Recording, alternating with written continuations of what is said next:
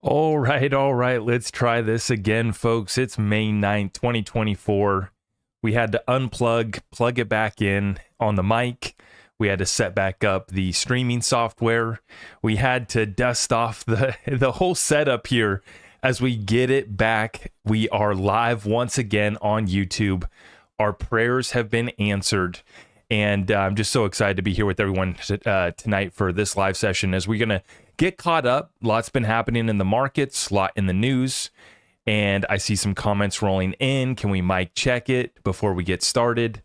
I think that I am coming through loud and clear. I don't know what was up with my mic. I had to unplug it, plug it back in. You know, it's been a minute. It's been about 3 weeks, and I want to give a huge shout out to Ashley Prosper, one of our lawyers in the XRP community who's been fighting hard, real hard, by the way, on much bigger issues than restoring my little YouTube channel, but I greatly appreciate it. And I wouldn't have known that Ashley had the skills and the connections to get us through if it weren't for Mikkel. Actually, I got to see Mikkel. Many folks know Mikkel coming up here in the XRP community, dropping the content. We do appreciate him for that. And I had a lot of fun with Mikkel in Vegas, but he did say that he'd had the same problem. He said, you got to talk to Ashley Prosper. She's got the connections. And sure enough, within less than a week of Ashley Prosper getting on it, we are back. We are live. And it feels better than ever, folks. It felt good to take a little bit of a break. Not by choice, but kind of being forced, right, to step aside for a few weeks. Got a chance to observe what's happening in the space, watch some other folks' content. And I got a chance to kind of reset myself, my content, our direction. We've had a lot of things happening in my personal life, my business life, as I'm sure is happening in your life as well. I like to be able to connect with our community on these live sessions going through a large gambit of news, but you can expect the regular programming to come back on a daily basis. We're going to hit it more hard than we ever have. It's just the mission that we're on right now to help as many people as possible get on the right side of the greatest transfer of wealth in world history is what we're doing. The only thing I ask of you guys here tonight is to please share this out. Let everyone know that we have the YouTube channel back. We're back to hitting it consistently for you. We have so much to cover, and I feel so motivated. I'll tell you, going to XRP Las Vegas really filled me back up, right? I already got a lot of juice. I got a lot of energy, and I'm ready to rock and roll every single day. But going to meet in person and just shaking hands, giving people hugs, and feeling that energy from the community, and they just kept on saying, man, I love your work. I watch you every single day. Love your channel. And the whole time I'm thinking, man, I loved my channel too. I loved making content too. When are we going to get back to it? We are back. And it just feels like, a breath of fresh air. We reset it. The same content that we've been doing, because you guys know it. It's not just about crypto hype over here. It's not just about XRP hype. Do I really get excited talking about XRP? You bet I do. Definitely guilty of being a little bit excited about the XRP investment opportunity. But it's not the only one, and it's not the only issue that we got to talk about. We got current events, financial markets, and I'm just going to be transparent as far as how I'm positioning myself. All of our community resources are at my website, ZachRector.com. And without further ado, folks, I want to get straight on into this episode. We're going to light it up once again, just like we were. We are back, better than ever. You can let the bull run continue. And speaking of the bull run, let's get right on into the markets to start us off. Thank you. God bless. Let's rock and roll. Let's pull our sources. There's our source. Okay.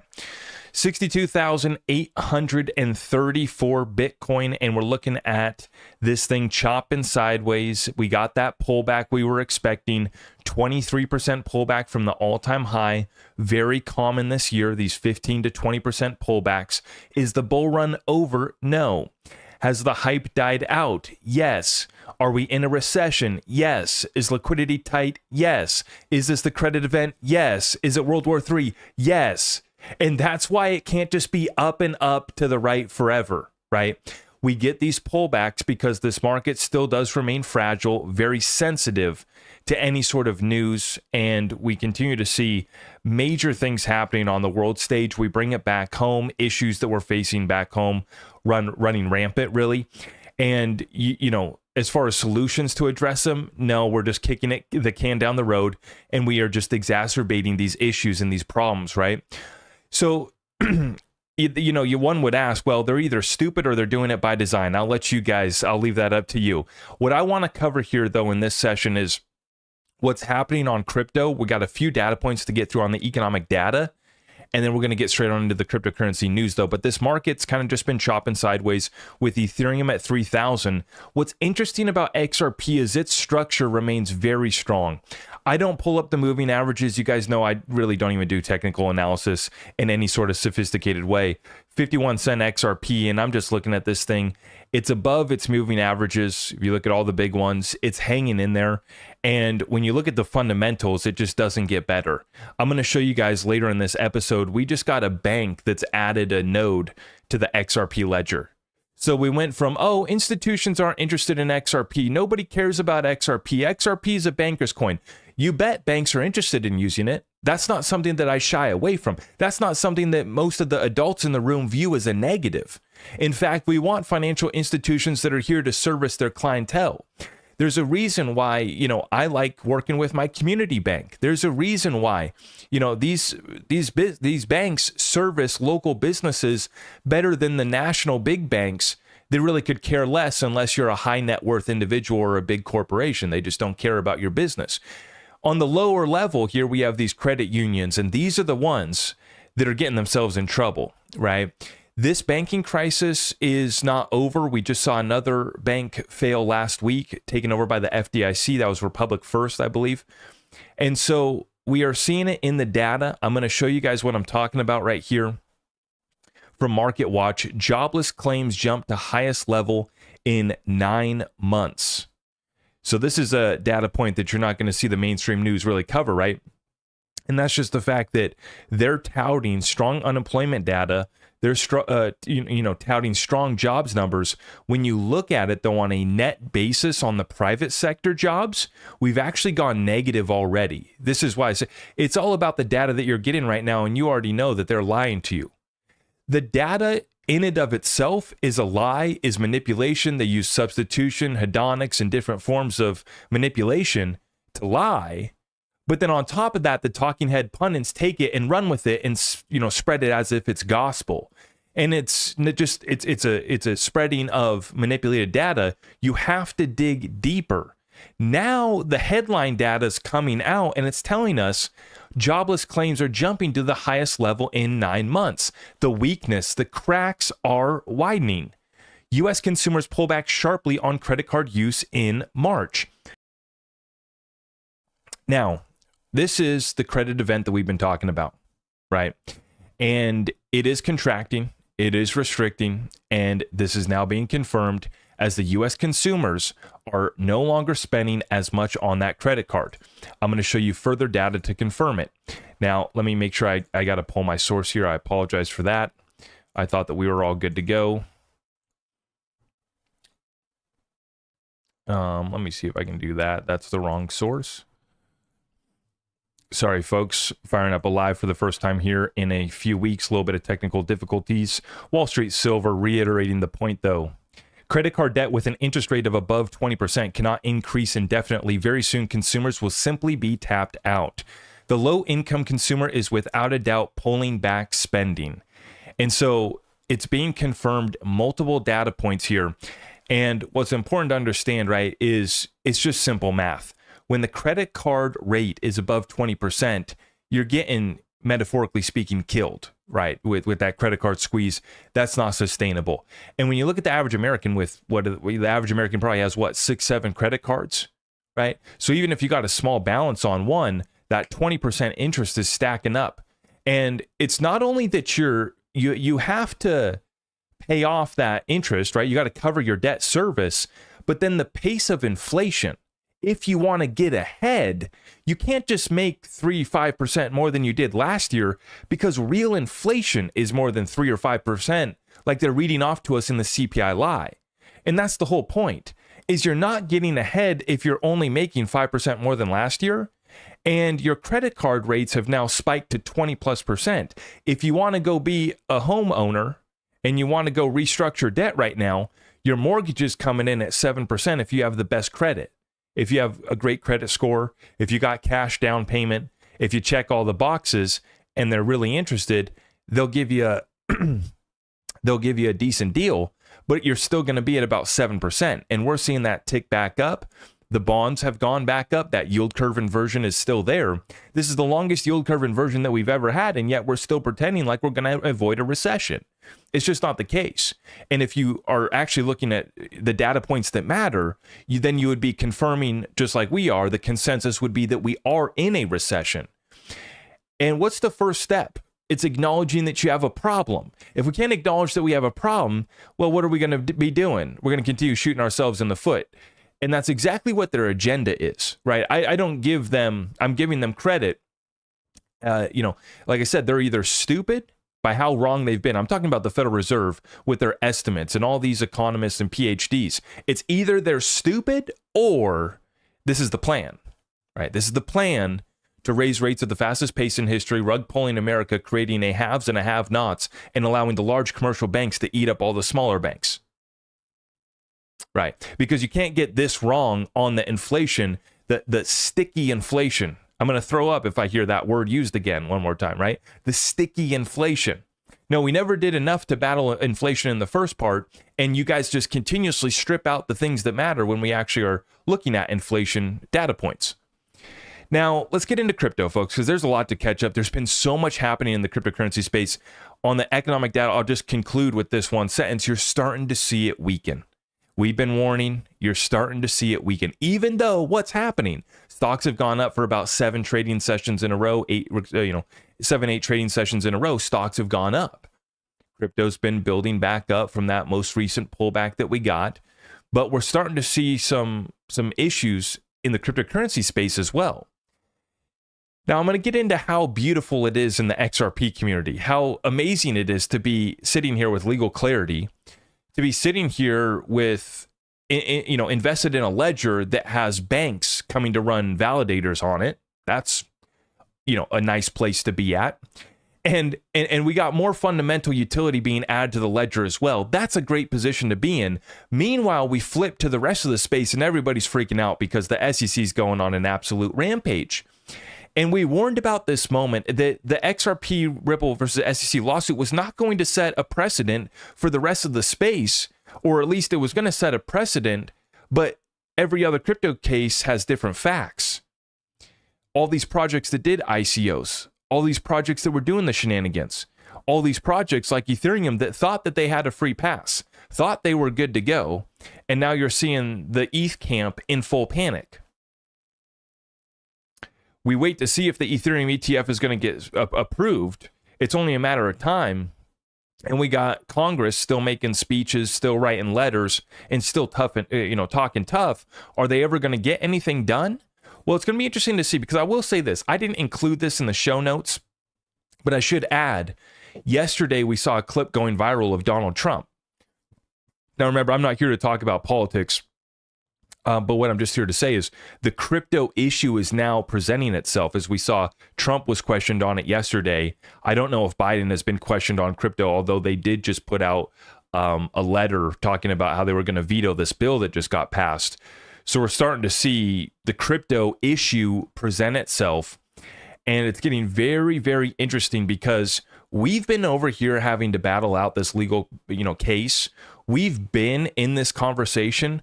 We didn't want to get political. I don't want to have to talk to lawyers, even though I've gotten to meet some really good ones. Huge shout out to our good friends, right? I've gotten to meet some really good lawyers that I do enjoy talking to a lot, actually. But we didn't want to have to really have this conversation. We wanted to just talk about the utility, changing the world with this technology, making some money. That's what we wanted to talk about. But we came under attack. We had to step up and be, put our big boy, big girl pants on and be the adults in the room that was going to put up a fight, because we actually had an abuse of power. We were trying to step in and do the right thing. And by doing so, they just chose to come after us first, which is now our advantage and why we have a competitive advantage against the rest of the space. And it just is a fact. I'm not here to say that I want the rest of the space to go down. I'm not here to say that I want Ethereum to get in trouble. I want all truth to be revealed. I have allegiance to the truth. Let's let it be revealed. And we have laws on the books to hold people accountable. Let's just see that through. And let's establish a legal basis and framework for us to do business in the United States. That's what we need. Now, what's so interesting is to see guys like Ryan Selkis, who I did just see was at Mar-a-Lago, and he was getting shouted out by Trump, and he was actually making me kind of sick. Trump calling out Selkis for being a guy fighting for crypto, doing some good things. And I'm just thinking, man, this is one of the guys that's just been in the ETH camp. Everybody over there thought they were fantastic. And you got to call out that tribalism for what it was. I mean, they thought they were good to go. They didn't care about Ripple or XRP getting sued. They didn't care that all of the XRP community was included in the lawsuit when the judge or when the SEC alleged that all sales were securities. In fact, they made fun of us. They cheered on the SEC. Now we flip it in reverse, and now they want to sing Kumbaya and get together.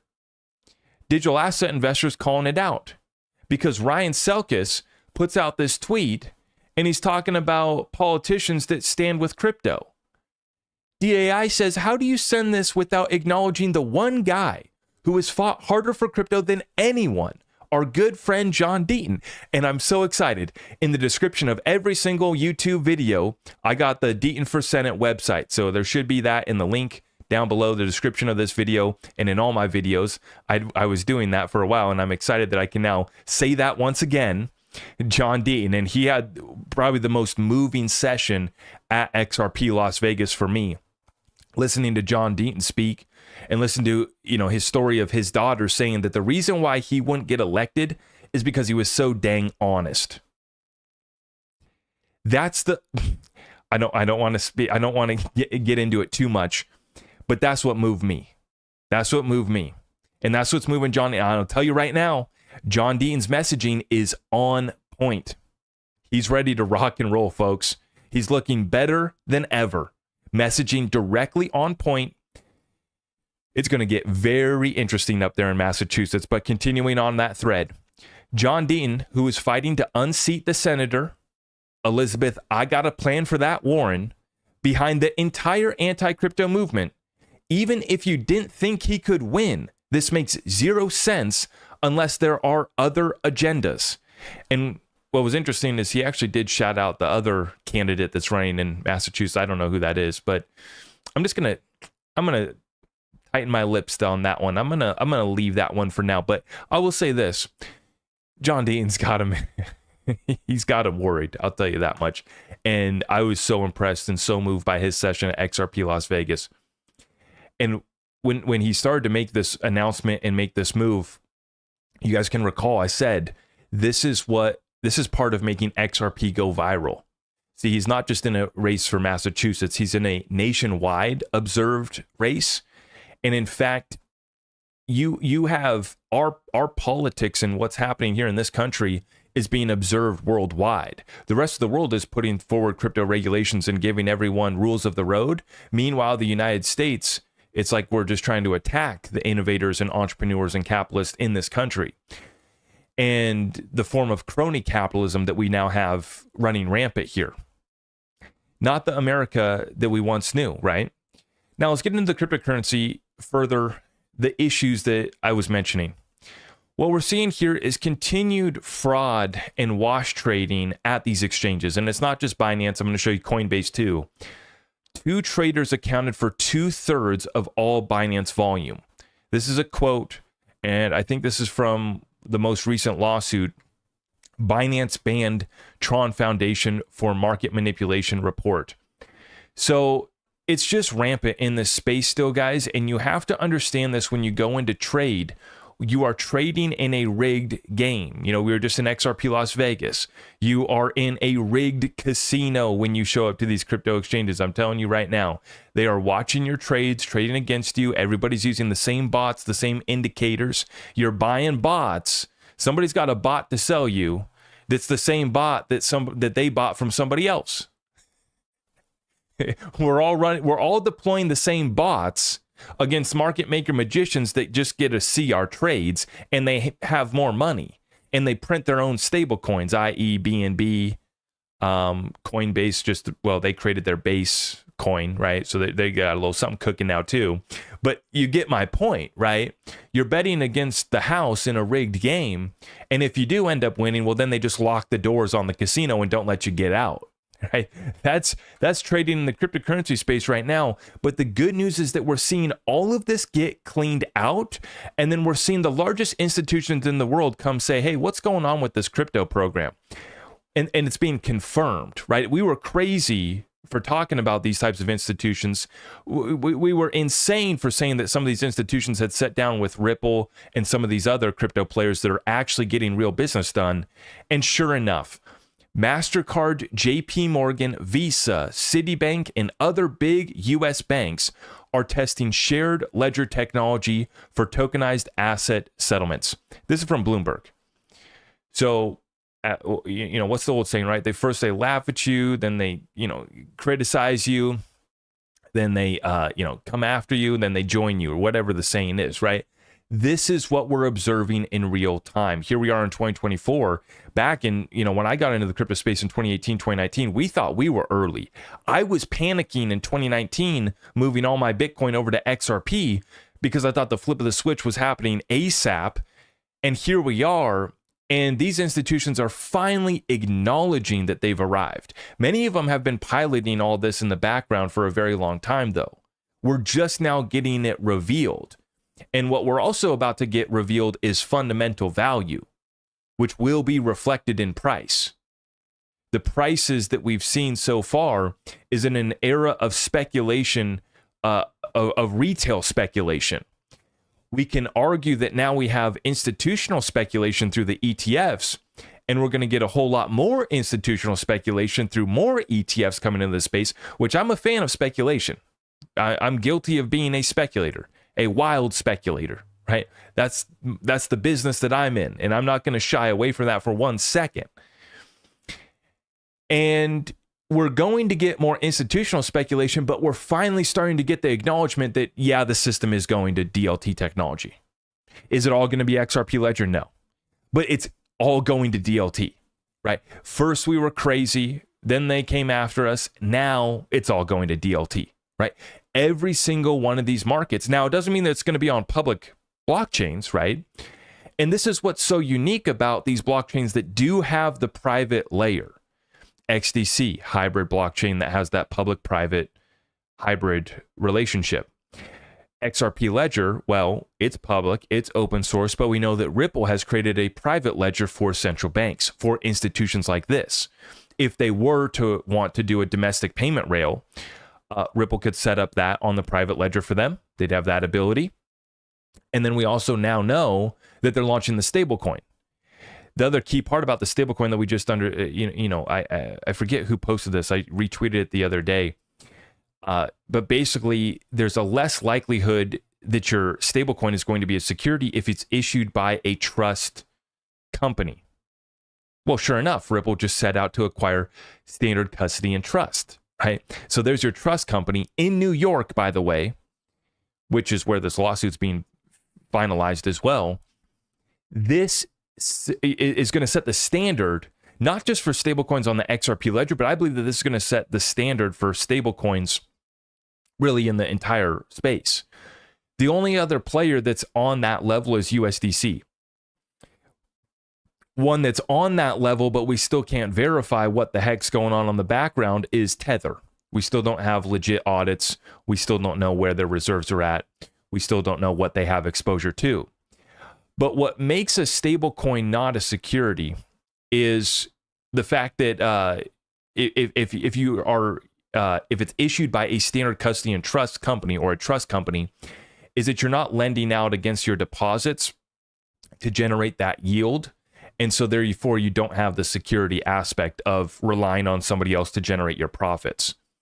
And what's interesting, I just had the interview with Simon McLaughlin, CEO of Uphold. If you guys missed that, I posted it on my Twitter, and we're getting incredible feedback. We got a lot of views, like 70,000 views, I think, on that interview so far. It's just been a day or so. And so if you haven't seen that, I'm going to upload that. I'm going to drop that on my YouTube tomorrow. So everybody that missed it, it'll be uploaded on my YouTube as well for you guys. But he talked about that there's some big ones coming, some big names coming. I'm just going to leave it at that. We're just going to leave it at that, right? There's some big ones coming. But you'll listen in the public interview, he said this on the record, right, is that these are household names. that the two institutions that they're working with, that they have ODL fired up with right now in Europe and the UK, are household names. And there's some big ones on the way.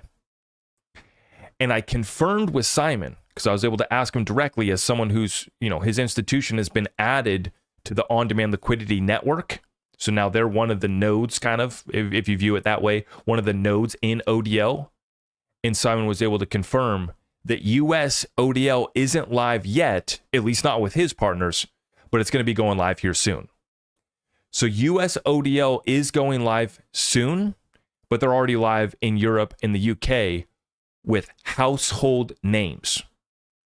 Now, Simon McLaughlin, CEO of Uphold, he doesn't just say stuff, right? When he says something like that, that's the real deal. They signed the deal with Ripple last year when I interviewed him for the first time. And he said it's coming. And it's gone live in the last 2 months. And they're already live. US is on the way, but they already got UK and Europe rocking and rolling. And the reason why I brought that up is because Simon mentioned that they're about to introduce a yield product as well for US investors. They're also bringing the card back, right? Spend your crypto, get cash back or get crypto back, however that worked out. They're bringing the card back. They want to bring yield. I asked him about tapping into the AMM, and he said maybe eventually, but there's no liquidity there yet, right? That's very important. But they are directly over the target, and they've been added to Ripple's ODL. And to be able to hear it firsthand from someone like that who's actually doing it, not us crazies on the outside looking in, trying to peek and listen and decode and try to figure out this ODL stuff, read between the lines on the lawsuit documents, right? We got blacked out portions. We can't, trying to figure out what's happening, right? We've been trying to piece this whole ODL thing together. And one of the biggest takeaways from that interview too, is he said and confirmed that the clients aren't even holding XRP when they are doing ODL with XRP, right? So for the judge to now say that ODL contracts and ODL sales and an investment contract, when really they don't have exposure to the asset for more than 3 to 5 seconds. And, technically, do they hold it? No, he said they don't hold it. He reiterated that a few times. They don't hold it. It's like 3 to 5 seconds, you're in and out and you don't hold it. It's accounted for you somewhere, right? You don't have to get lost on the technicalities, right? The point is it's not an investment contract. There is no expectation of profit. There is no exposure to losses. You got 3 to 5 second liquidity on demand. And so to hear from someone who is actually doing ODL, conducting ODL, and confirm that he doesn't believe it's an investment contract leads me to believe that they're going to get the biggest slap on the wrist fine. And we're going to be well on our way to conducting business in the United States of America as well. Now, furthermore, we have this one coming out of the block. Ripple and XRPL Labs join Digital Asset Recovery Protocol DREC Alliance. This aims to standardize and expedite how digital assets can be recovered in the Web3 industry, especially for crypto non-experts. And guys, if you haven't already, please make sure you like this video, share it out far and wide. We only have a few hundred with us in the chat here tonight. A lot of people still don't even know that I have my channel back. So all I'm asking for tonight is that you share this one out far and wide and you guys smash that thumbs up for me. We're going to keep it rocking and rolling. Now, I did get the chance to meet Emi Yoshikawa in XRP Las Vegas. There was a huge turnout from Ripple. So amazing to see so many from Ripple. Brad Garlinghouse, David Schwartz. It's so funny. And I'm still kicking myself. I'm in the room with Brad Garlinghouse and David Schwartz. Now, last year, Brad Garlinghouse showed up at XRP Las Vegas to the VIP dinner. And I didn't get a chance to take a picture with him or go say hi to him because our mob had ascended on him, right? And so I didn't make it get a chance. And then this year, Brad Garlinghouse shows up, David Schwartz shows up, and I missed both of them. And I'm so mad because David Schwartz was on his way into the conference and a group of people had stopped him and I'd rolled up on this and I'm thinking, okay, all right. So I get in line, right? I'm waiting my turn to say hi to David. And I'm very polite when it comes to that. Like I don't budge in. I'm too polite. My wifey says, you got to get in there. And I come from, don't push anybody out of the way type of guy, right? I'm very polite in this regard. And so I'm waiting my turn there patiently, and I'm the next person up, and I like started to say hi, and his assistant, she grabs him. Okay, Dave, we got to get in there, and she pulls him in to go into the conference, and I'm just thinking, oh gosh, but I've been there before. I know how it is. It was so much fun. There were so many people. The vibes were incredible. I was so close to saying hi to David, and I missed him again. I missed Brad again. I missed David again. But nonetheless, huge turnout from Ripple. And I did get the chance to meet Emi Yoshikawa. And that was an absolute pleasure getting to talk to Emi. And now, remember here, she's VP Strategic Initiatives at Ripple. And she is reporting that SBI VC Trade, SBI Holdings Crypto Exchange, just announced the launch of their validator on the XRP ledger. We are live with it. In their announcement, they say that they intend to reflect the voice of the XRP holders, their customers, through this validator. Great to see diverse approaches to running validators on the XRP ledger. And it's so true. We got folks big and small. We do have banks now with us, right? First, they said banks aren't interested. Then they wanted to criticize us that we're a banker's coin, right? Take your pick. Are banks not interested? Nobody's using XRP. Or are we a banker's coin? It can't be both, right? We can't be a banker's coin if nobody's actually interested in XRP. And if nobody's interested in XRP, why are all these banks using XRP? Why is this bank deciding to set up a validator on the XRP ledger? And I already know what the little fudsters are going to do, what our little XRP haters are going to do. They look for every little technicality. So what are they going to say? Oh, this isn't a bank running a validator on the XRP ledger, because what was the group's name, right? What is it? SBI VC Trade, which is the SBI Holdings Crypto Exchange. So because it's a different legal entity than the bank, it's not a bank running a validator. This is how these people think. And they wonder why they can't get ahead in life. They're looking for little tiny technical nuance, technicalities. Oh, no, you were wrong, Zach. That's not a bank running a validator. And they wonder why their program's not working out. Let's not get lost in the technical nuance, and let's focus on what's happening right here. There is incredible demand coming to XRP and the XRP ledger, right? This isn't just, oh, we're trading XRP. This isn't just using XRP for ODL. This is, let's get involved in the ecosystem. That's what this move is. That's why this is so important. Now, continuing on, while we were gone, we got this on May 6th, and then the public redacted version dropped on, what was that, the 7th or the 8th, I forget. It's been a couple days now. SEC redacted remedies reply brief. Now, folks, this is the final brief. Fingers crossed, and I'm probably speaking too soon. Okay. But it's the final official brief in this case. Now, of course, the case can be appealed after it's done. But at this point, the next thing that we are waiting for is Judge Torres' ruling. I believe it's Judge Torres. Maybe I believe it's Judge Torres. I don't think it's NetBurn. I think it's going to be Judge Torres here once again is going to give us the final remedies relief, the final say. And she's going to decide the two main issues, okay? The two main issues is, will there be an injunction on selling XRP? Can Ripple still sell to institutions? Can Ripple still sell for ODL? That's going to be the big question.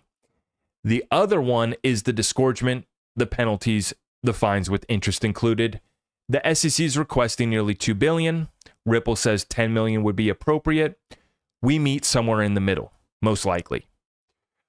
Most folks that are lawyers are suggesting sub 50 million. That is the prediction by most, is sub 100, and many of them I've been hearing say sub 50 million. So the SEC is not going to get anywhere close to the 2 billion And when you look at how Judge Torres has ruled in this case so far, I think she's been very, very reasonable. I believe that you saw basically the SEC was able to get, and what the SEC won on was a very small technicality that there was lockup periods, there was stipulations, there was discounts given to institutional buyers of XRP from Ripple.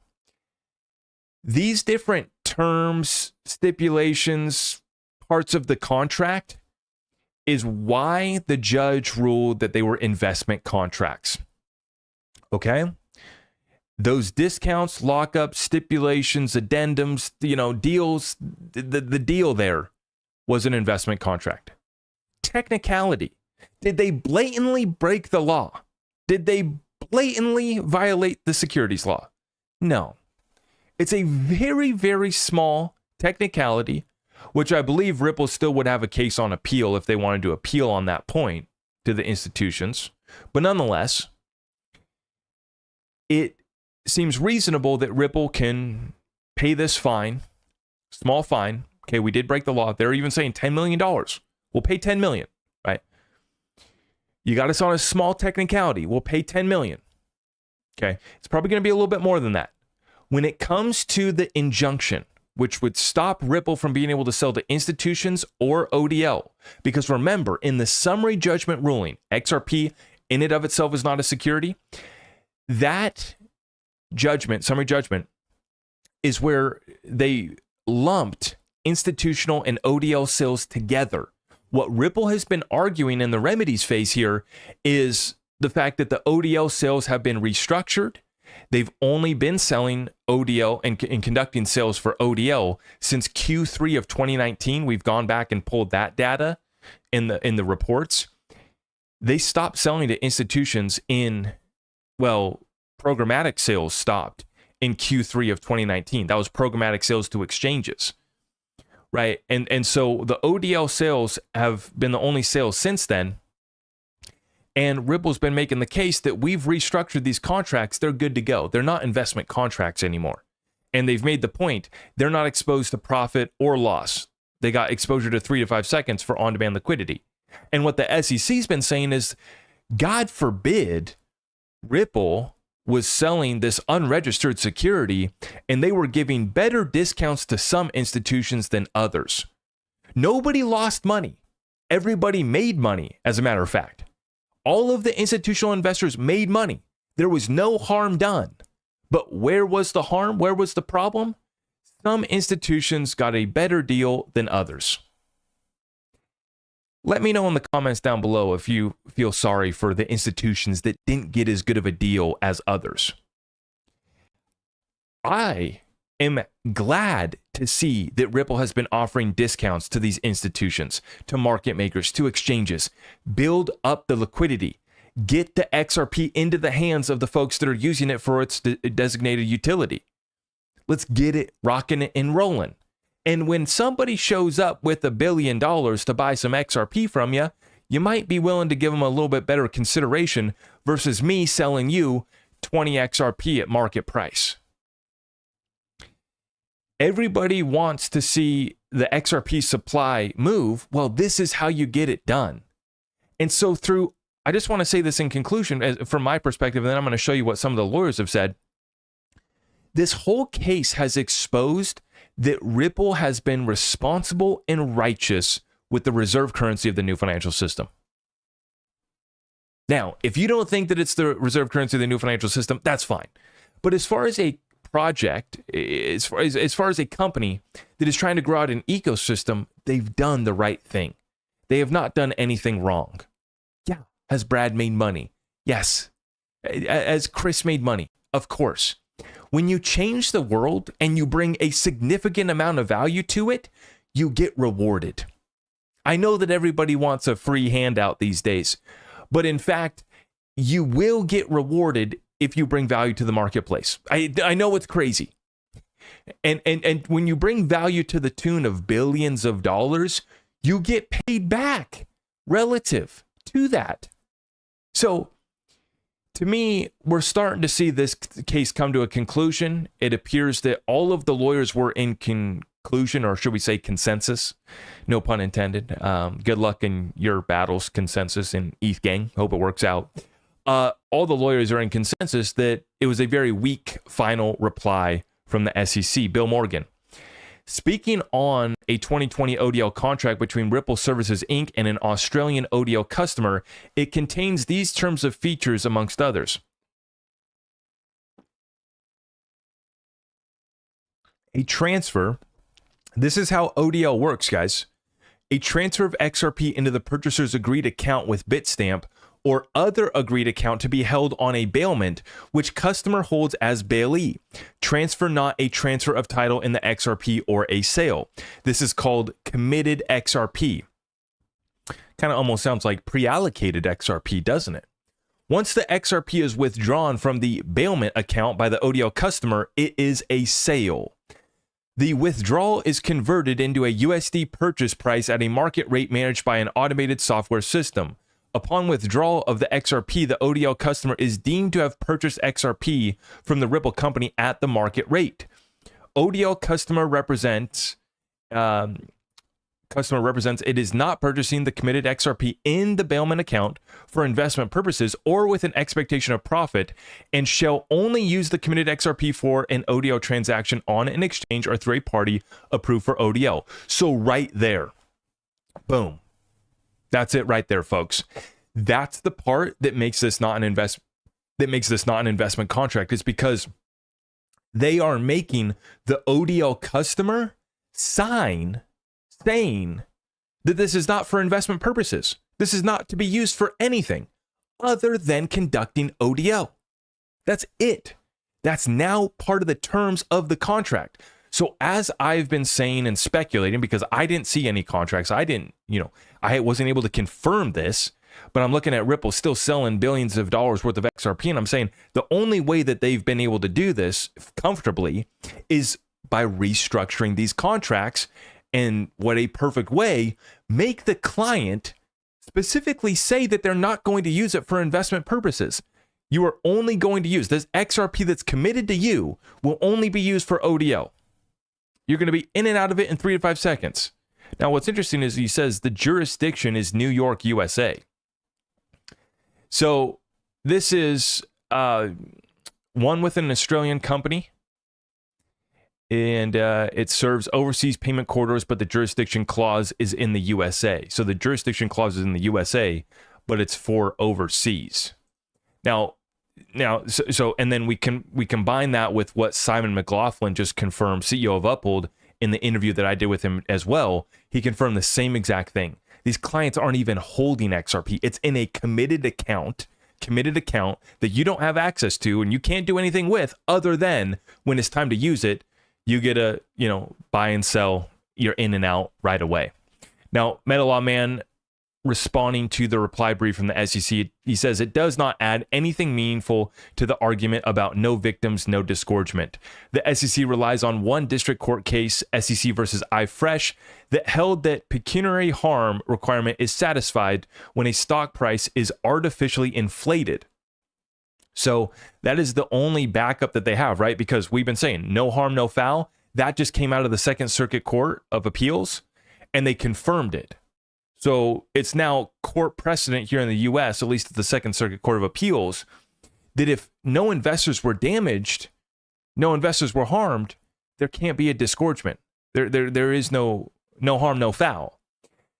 And so the SEC didn't add to that into this reply brief, and they only cite one district court case, not strong. The SEC reasons that any institutional buyer who received less of a discount on XRP than others effectively paid an inflated price, hence pecuniary harm. Oh, woe is the institutional investor that didn't get as good of a deal as others. Yeah. In my view, the iFresh decision is a misreading of the Second Circuit holding in Govel on disgorgement. And interestingly, the judge who wrote the iFresh decision designated it, quote, not for electronic or print publication. While no longer the rule today, when I was a young lawyer, it was improper to cite a decision with a not for publication designation. Well, our SEC kind of just does whatever the heck it wants to, doesn't it? It is the weakest possible authority for anything. It is possible that Judge Torres goes with the iFresh reasoning and finds that the institutional investors in Ripple suffered pecuniary harm. Yes, it's possible, but not likely. What's Jeremy Hogan have to say? The briefs are finished, and I think the SEC went out with a whimper here. Well, they have been making many weak cases, but they just keep on filing them, right? It didn't even try to attack ODL sales, just noting that Ripple was trying to relitigate the issue, which it is. And it brought nothing new on damages, just waiting for the judge now. So this is the point that we're at, folks. Just waiting for that final ruling. Stuart Alderati, Chief Legal Officer. More of the same from the SEC, failing to faithfully apply the law and trying to pull the wool over the judge's eyes. The good news is that we are closer than ever to putting this lawsuit behind us, though unfortunately many are just starting the journey. We trust the court will approach the remedies phase fairly. I do as well. I think they've done a very good job in this case, actually. And just when you think the SEC can't sink any lower, if you are a financial regulator outside the US and have done the hard work of establishing comprehensive crypto licensing frameworks, know that the SEC has no respect for you and thinks you are handing out the equivalent of fishing licenses. That's right, folks. They basically compare other rulings from other jurisdictions, in other laws, the equivalent to handing out a fishing license. That's our SEC for us. Now, as we've been saying, all we ever wanted was a level playing field. In putting up our defense, we went down a little rabbit hole and we uncovered the damages and the profit made, the ill-gotten gains, where we really should have a case and discussion around disgorgement, was obviously from the Ethereum free pass, which is now the Ethereum free pass fake out, because now Consensus is having to sue the SEC and begin their journey. Now, like I said, I'm not a fan of this approach. I wish this wasn't happening in the United States of America. All we ever wanted was a level playing field. Am I going to have any sort of sympathy for these other projects? No, I'm not. I'm just not. Because the facts and the circumstances about how these projects rolled out with ICOs, with marketing schemes, with dumping on their communities, is quite different from the facts and circumstances around this Ripple XRP story, right? Now, is XRP at a price that is lower than we wish it was? Yes. But is the fundamental value of XRP continuing to grow? Yes.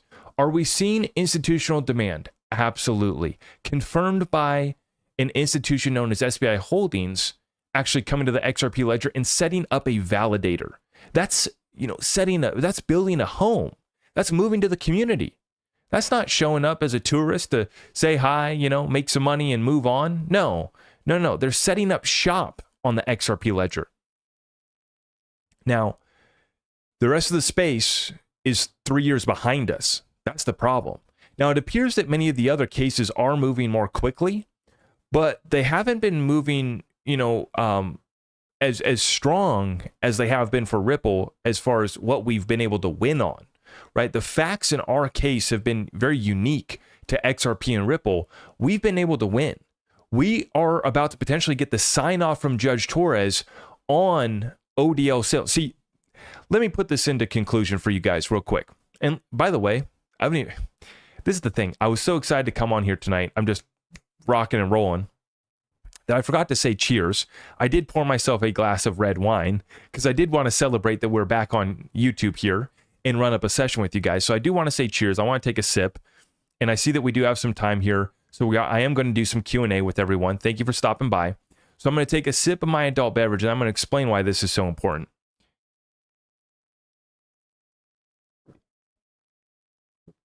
Okay. Now, in the final ruling here, if the judge confirms that ODL sales are no longer investment contracts, doesn't issue an injunction against it, and even better yet, if she doesn't issue a large penalty, disgorgement, or fine against all the sales that Ripple conducted after the lawsuit was filed, right? That's why the original complaint was 1.3 billion. Now the SEC is seeking 2 billion, right?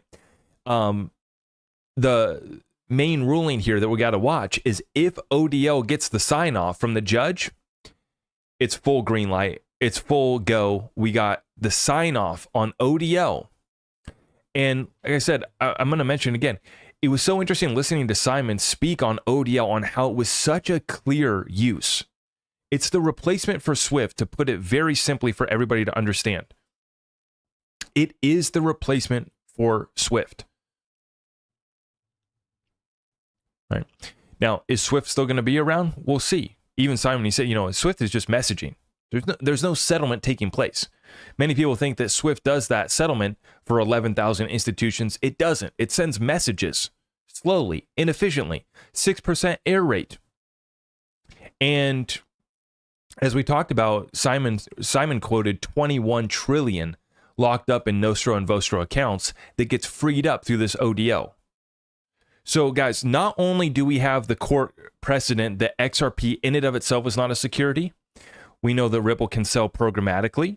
We know that Ripple can do other distributions, pay employees, and other distributions by Brad and Chris are fine too. And if we get the sign off on ODL, it's game over. It's game over because we're going to be firing it up in the United States of America. Right.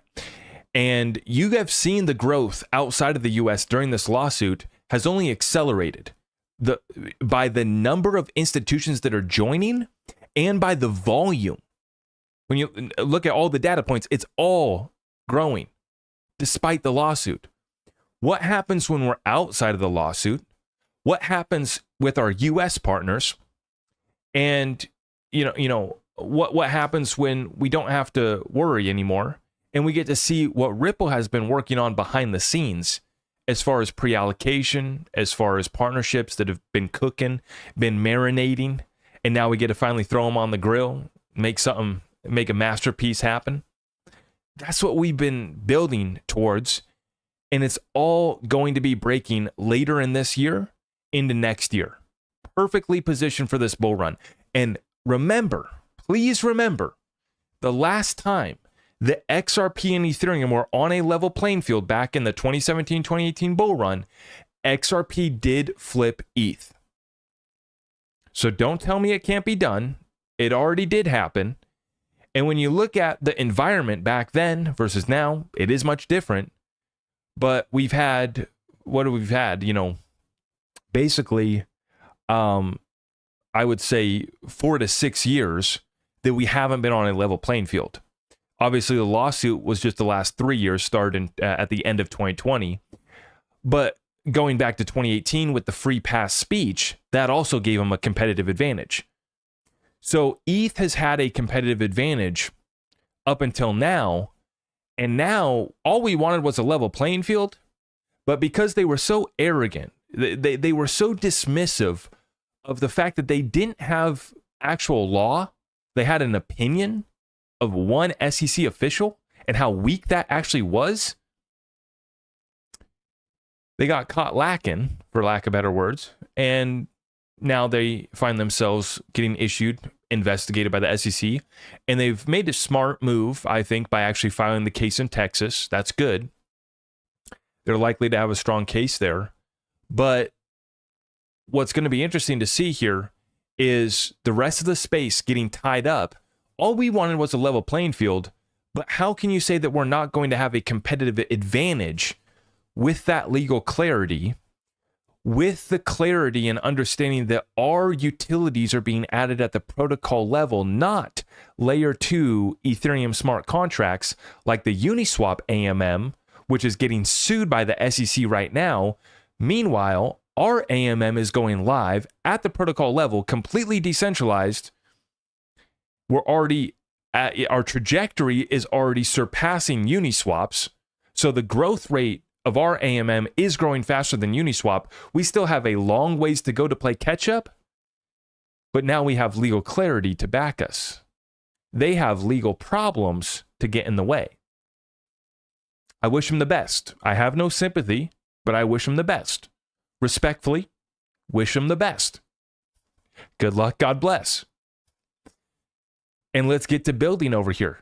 Because, guys, this is what I was so excited about. In XRP Las Vegas, the amount of people that came up to me, they shook my hand, gave me a hug, said, thank you, we love your work. And nobody brought up price. We had a couple conversations talking about, long term, long term, where are we at? Chad, did you finally get super chats available? Chad with a 2-spot. Huge shout out to Chad for working it behind the scenes there. God bless you, brother. God bless you. I appreciate it, guys. We got a little bit of making up to do. We've had a few weeks with no revenue coming in. And, good thing I planted some seeds in the garden so I can eat my little veggies and survive off that. No, we're all good. Most importantly, I just wanted to be here on this platform to get our message out. YouTube is where it's at. But I was making a point. Shaking hands, giving hugs, spreading love. The energy was infectious. But we weren't talking about price. We were talking about what the heck are you going to do? Where is the next opportunity? We all feel the same about XRP, right? That's why we're here at XRP Las Vegas. That's why you guys are tuned into this channel, right? And it doesn't matter whether you think XRP is going to $5 or $5.89.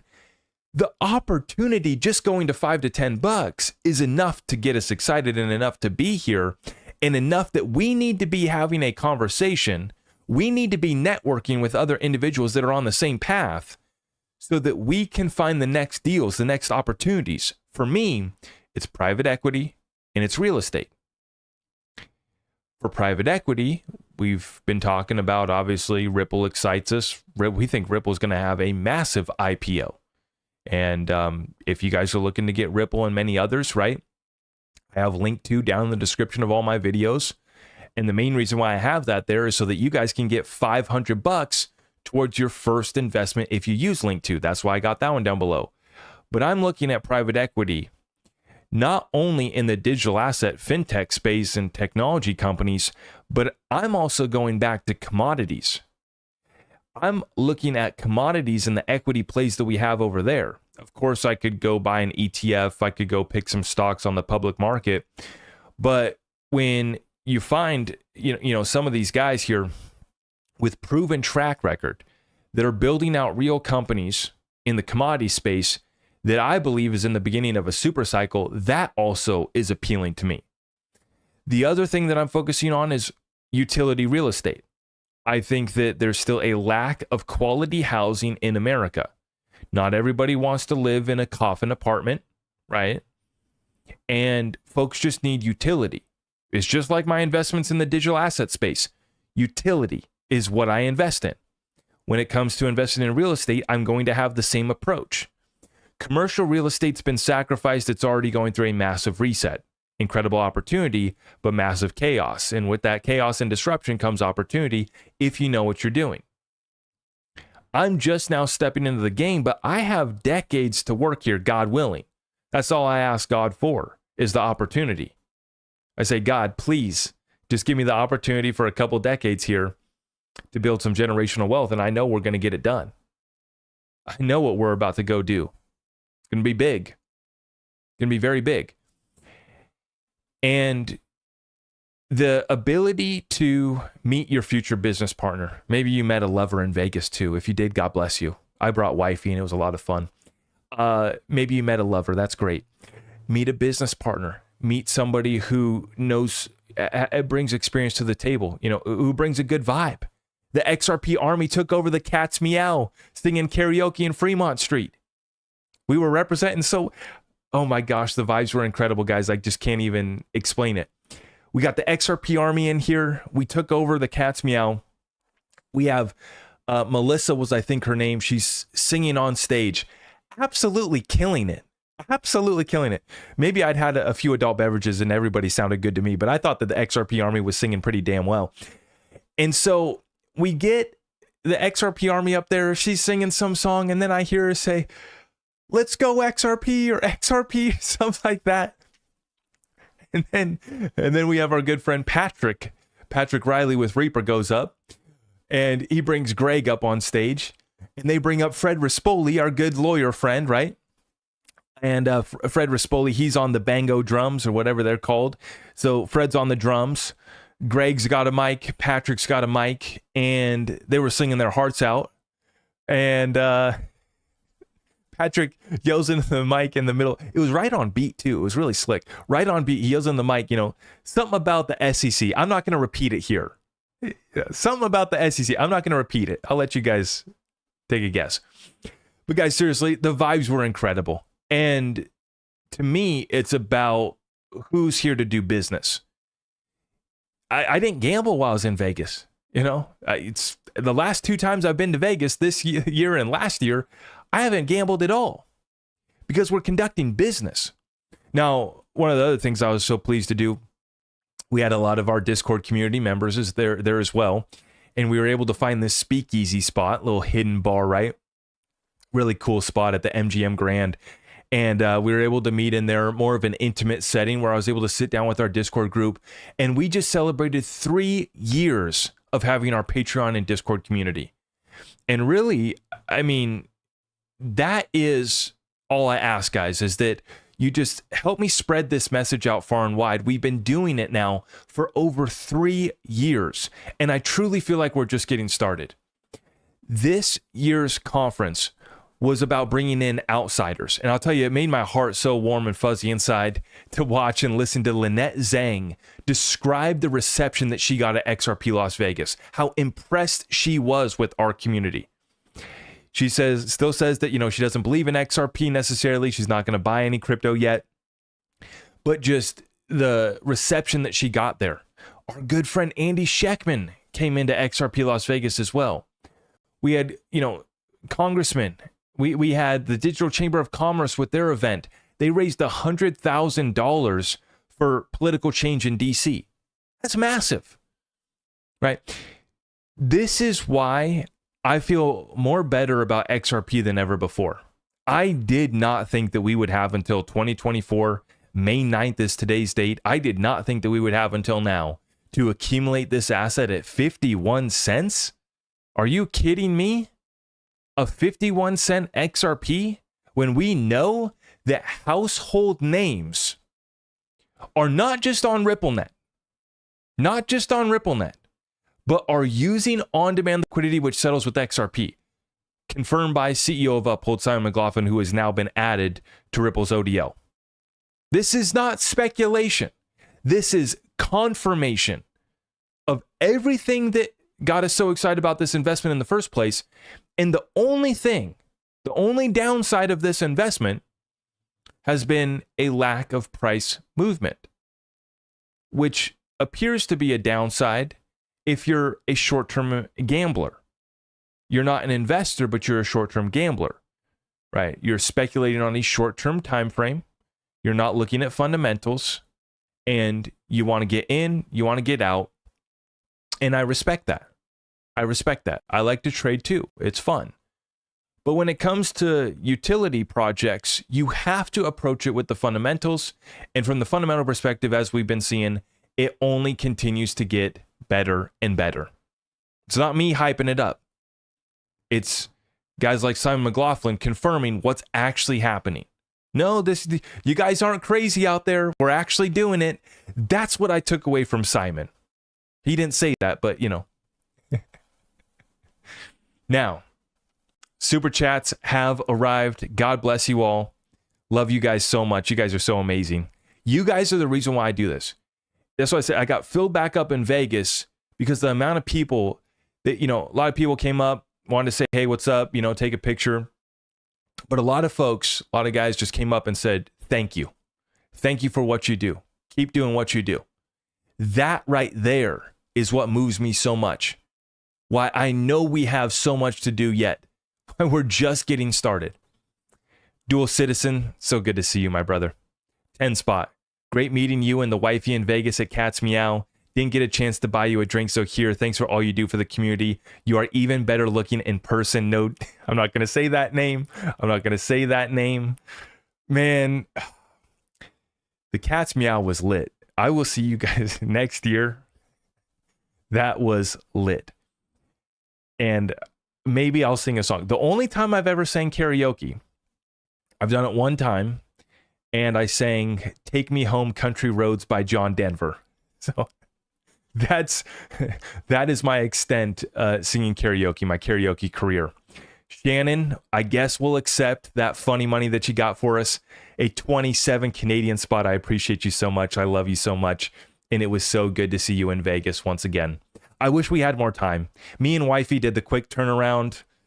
Didn't want to be away from the little ones for too long, so we did the quick turnaround. I wish that we had spent more time. I wish that we could, and I'm hoping to in the future. It's never enough. It's never enough. Every time I get together with a Discord Discord meetup, it's never enough time. Salamander, thank you for the 5 spot. Viva XRP, and yes, Salamander. I'm not going to repeat that because I don't want to get in trouble. I want to be very nice, very nice.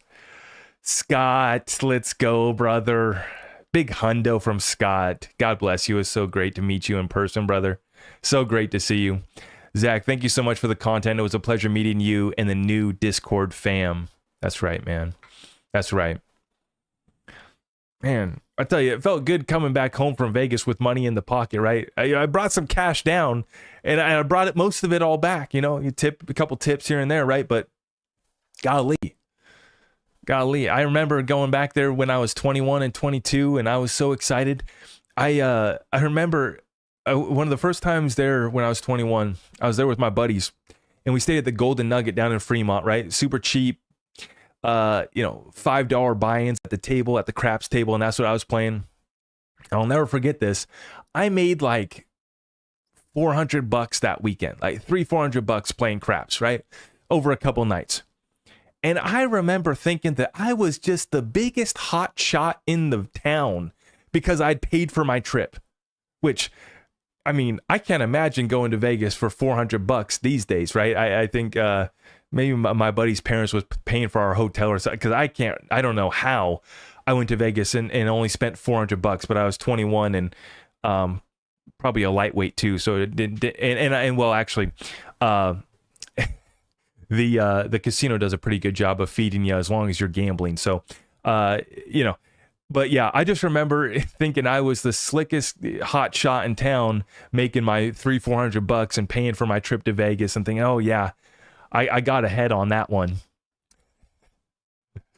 Good times. And it was really fun at the MGM because the fight was happening, right? It was the Cinco de Mayo weekend, and you had two Mexican boxers fighting each other. And so the MGM was just a madhouse. It was so much fun. That's where all the fights are at, right?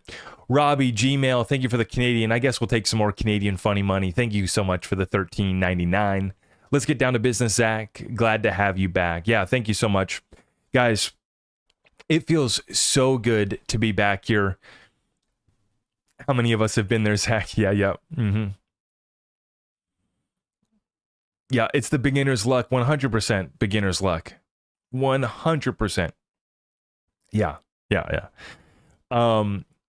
Yeah, I recall every time somebody new pulls up at the craps table that never is played before.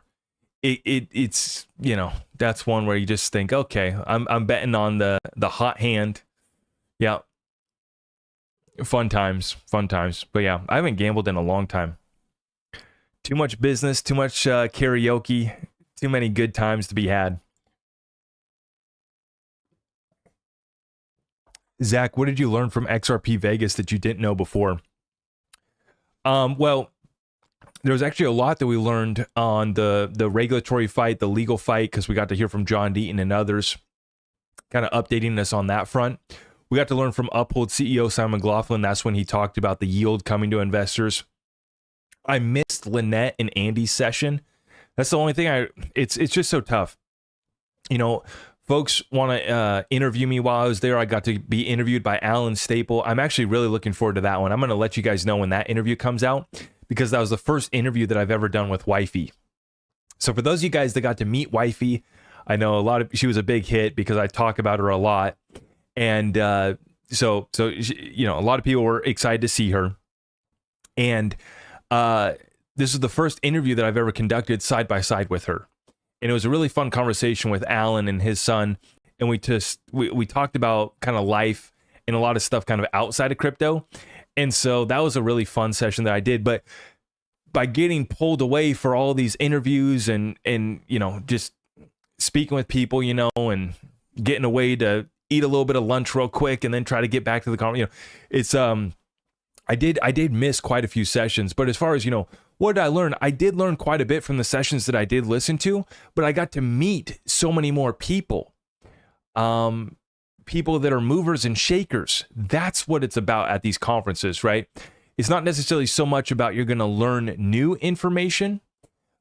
Sometimes it can hit differently in person. Someone will say something differently that you have heard before, but the way that they'll say it in a public setting, that can kind of set in a little bit better for you. But mostly these conferences are for networking, which is why I understand the conference isn't for everybody, right? I get it.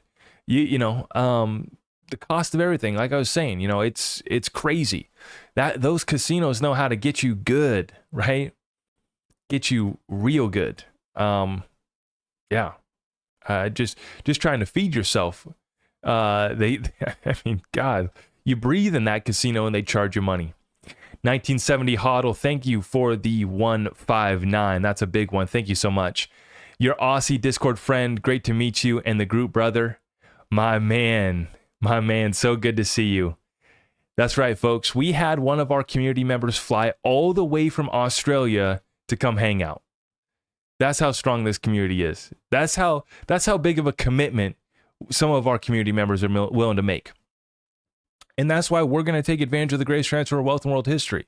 These are folks that are willing to make that commitment to fly all the way from Australia. I mean, I was incredibly humbled by, I don't know if you want your name public, so I won't say your name public, and I got to tell you, partying with some Australians is a good time. I had a lot of fun. I had a lot of fun giving my Aussie friend a good time, giving him crap. It was so much fun. So much fun, guys. But Stable Crew is super short. Zach is super. I love Alan and his son. Bryce, I think is his name. Yeah. I love Zach's wife. You guys are amazing. You guys are amazing, guys. It just feels so good to be back. Thank you so much for stopping by for tonight's session. We are going to be back in action better than ever before. Just all I can ask is for your continued support. You guys have been amazing, reaching out, helping out, tagging Team YouTube, trying to get me back. We're back. And, like I said, we have a lot of work to get to. So we're going to be back to it tomorrow. Make sure you guys, if you're new here, make sure you subscribe, hit that notification bell. And if you guys can just do me a favor by liking this video on the way out and making sure that you share it out far and wide, let everyone know that we are back on YouTube. Okay. I know we were greatly missed. I missed you guys and very happy to be back. I will see you guys in tomorrow's content. Should be dropping first thing tomorrow morning, and we will keep you guys updated on more. Thank you so much, guys. We'll see you tomorrow. God bless you all.